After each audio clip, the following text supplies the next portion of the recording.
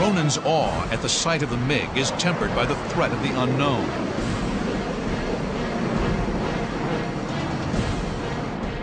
This gleaming Cobra still has fangs. And then I told my number two, you be sitting 250 meters behind him. Gun sight on him. Switches on, be ready. Ronan approaches the MiG cautiously, wary of any sudden movements. I thought maybe this is a kamikaze, maybe this is a trap. I left my two hands on the stick and the throttle in case you break, in case something, then I can. It was a little bit higher, very close, 10 meters less. And then he showed me, and I made like that. He answered me. He answered me, my two hands on the stick and the throttle, and he answered me. Only then I raised my left hand, and he answered me. Then I told him, you go after me. He said, okay, and like that. And I led him. With Ronan flying off the MiG's wing, it is number two with thumb on the trigger. The remarkable three-ship formation heads back to Israel. Danny Shapira, Israel's chief test pilot, can't believe the news. The pilot said to me, hey, you know, just an hour ago, MiG-21 landed in Chatzor. Probably you will be the one to fly. I thought they were joking, you know. I said, don't give me that bush. But the next morning, he's in front of General Madi Hod. He looked at me, you know, smiled, and he said, look, Danny, you're going to be the first Western pilot in the world to fly a MiG-21. I said, well, I'm glad to hear it. This is actual footage of Shapira inspecting the MiG-21. Shapira is briefed by the Iraqi pilot. Russian and Arabic writing in the cockpit is replaced with English and Hebrew. And within only a few days, Shapira closes the canopy and lifts the MiG-21 smoothly into the bright Mediterranean sky. I didn't have any problem. The rate of flying was excellent. The airplane was lighter, just 2,000, 2,200 pounds, less than a Mirage. After becoming familiar with the airplane, Shapira, and only Shapira, begins flying against senior Israeli fighter pilots. We made a program to train our pilots and see how a MiG-21 maneuvers and what a Mirage has to do in order to stay behind of a MiG-21 and shoot it down. We conducted 120 flights and, you know, practiced against him to see the airplane, to be familiar with the airplane, to see several different silhouettes. And it was amazing. The Israelis learn that the MiG-21 is light and fast.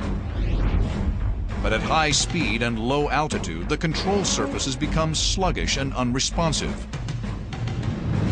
Worst of all, the airplane has terrible rear visibility. So I said to them, if you go down slightly, 500 feet below the MiG, he'll never see you.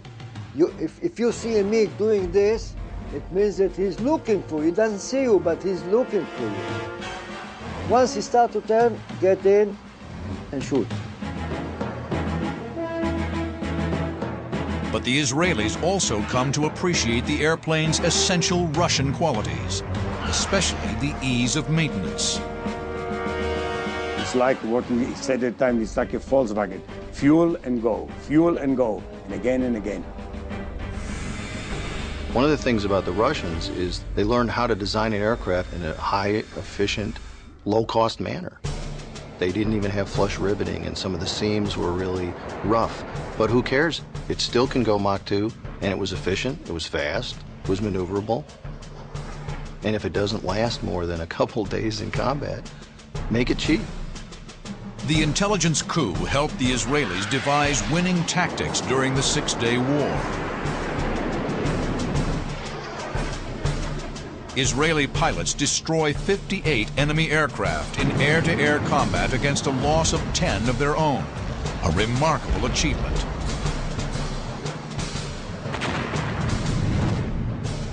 Over the next decade, these airmen will hone their fighting skills in the turmoil of Middle East conflict. Then, in 1979, using a new generation of American-built aircraft, the Israeli Air Force will introduce the world to the modern age of dogfighting.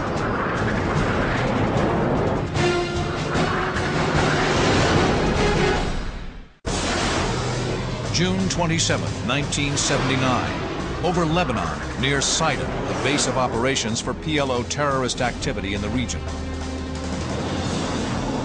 4 Israeli F-15s from 133 Squadron speed due east toward a rendezvous with history.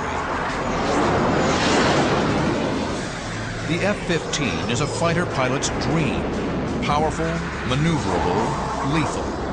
The Israelis, only half-jokingly, call them flying SAM sites because of the airplane's big radar and all the weapons it carries. 8 missiles, 4 radar-guided and 4 heat-seeking. And 940 rounds of high-explosive ammunition for its 20mm Gatling gun. This is the first time the F-15 has been in combat anywhere in the world. The 4 ship, led by Colonel Benny Zinker, is alerted by GCI that Syrian MiGs have crossed into Lebanese airspace from the east. The F-15s break hard. Major Moshe Melnick is flying off Zinker's wing as his number 2. We open afterburner and concentrate in the radar. We got immediate lock on the MiGs, and very fast they were in range of launching. The MiGs are almost 20 miles away, but the F-15 has been designed for BVR, beyond visual range combat. The F-15's enormous radar has found the targets and fed the information to its AIM-7 missiles. Now we got permission from the GCI to open fire, but usually you are waiting till the leader gives you also his permission. And I waited. I was wondering why Benny Zinker is not giving us permission to open fire, because I've seen on my radar that we are in range. Seconds into the F-15's first armed confrontation, Moshe Melnick knows why his leader, Benny Zinker, has not cleared him to fire.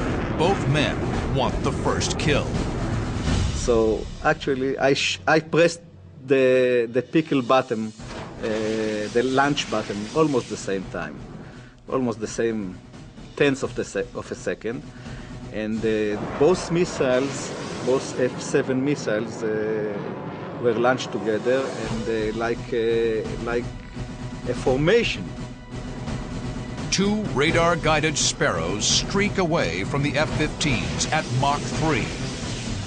And we waited, and it was a marvelous sight to see the missiles going together in a formation, the mountains, the horizon, blue skies, and we waited, and nothing happened.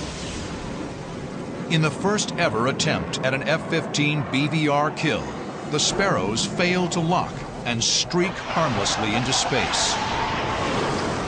We were amazed, we were shocked. Already an ace in the F-4 Phantom, Melnick instinctively reverts to time-honored dogfighting tactics. He gets his head outside the cockpit. I went back to the old habits. Good sight, good look outside, not anymore on the radar scope. The MiGs, aware that they've come up against the most powerful fighter in Middle Eastern skies, turn back towards Syria. The maneuver exposes their hot tailpipes to Melnick's heat-seeking Python missiles. They are turning right in front of us, from right to left, right in front of us like this. Melnick gets first tally on the MiGs. The Python 3, an advanced Israeli version of the American AIM-9 Sidewinder, is growling into his headset. Suddenly, the MiGs reverse. In the middle of this reverse of the turn, I launched my missile. Melnick is cranked past 130 degrees to stay with the MiGs. The Python is an all-aspect missile and can take the G.